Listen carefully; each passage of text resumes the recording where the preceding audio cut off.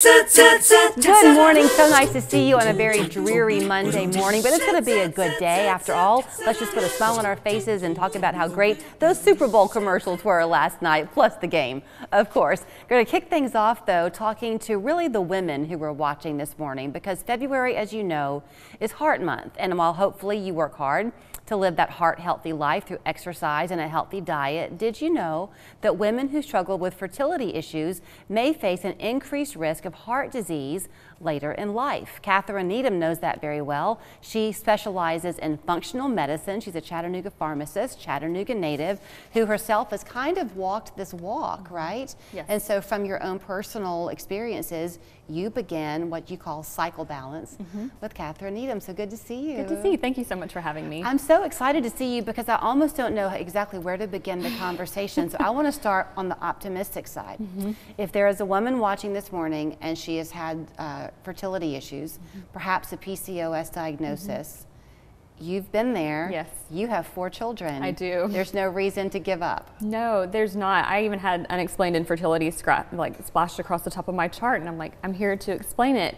I want to know the answers. And so that began my personal meets professional passion for women's health combined for myself. And 10 years ago, there wasn't a big discussion about what to do for these underlying situations that may be contributing to your fertility picture.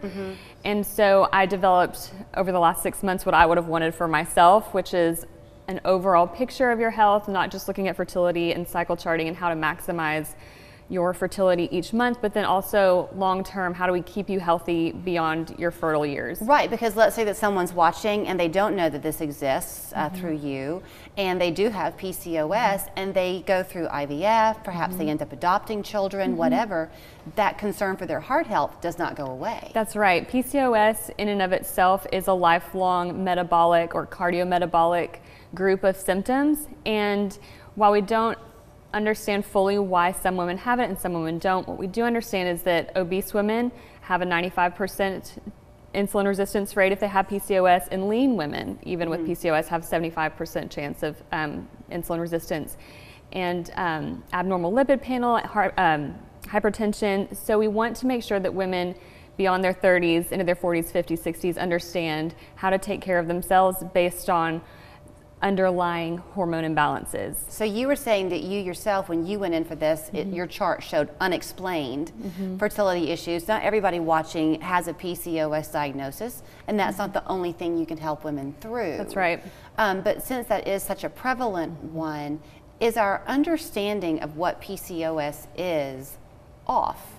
Like you just mentioned, obese women versus lean women. I think there's a mindset that you can't be one extreme or the other. That's right. I think there will one day either be certain stages, or right now we think of them as 4 phenotypes, meaning kind of how this person physically looks, and they're more classical presentations of PCOS that we think of what somebody with PCOS might present as.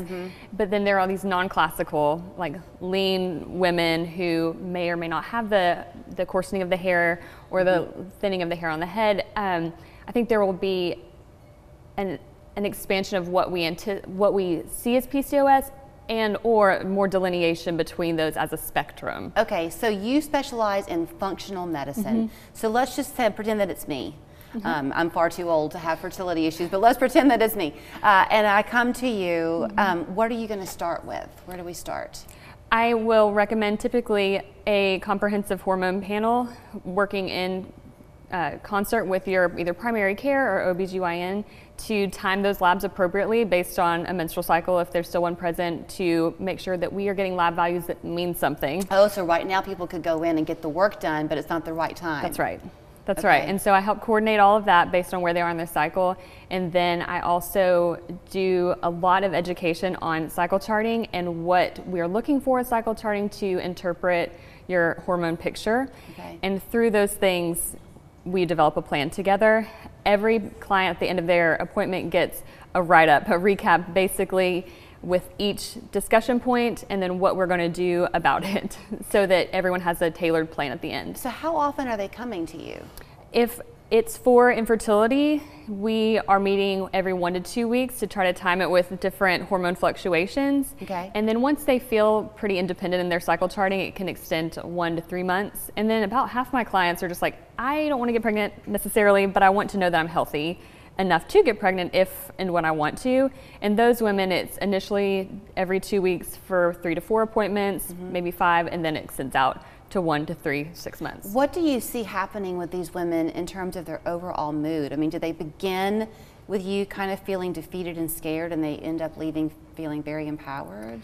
That's what I hope for each and every single one of them, because for instance, one of my most recent kind of success stories had been told no and no and no, and she tried for 18 months and now she's pregnant. And so I always want that, and I always want them to feel like I can do this now on my own. Right. I want them to kind of feel like they can graduate and take care of their own bodies and have the information that we just don't have the time in American medical society to give. So I have less than a minute left, but back to the heart side of things.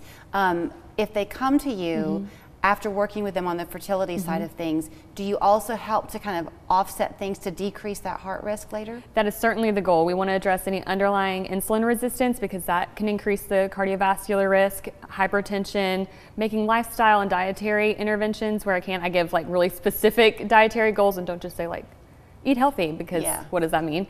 So we'll address those kind of confounding factors along with cortisol dysregulation and like stress management, so you don't have ongoing insulin resistance. It will not be a short conversation because she's very passionate about what she does. So here's where you find her. She will do virtual appointments for you. Obviously, she's there on Instagram, but her website is KatherineNeedham.com. It's called Cycle Balance with Katherine Needham. She's been there and she wants to help you find success. Thanks. Thank you so much for having me.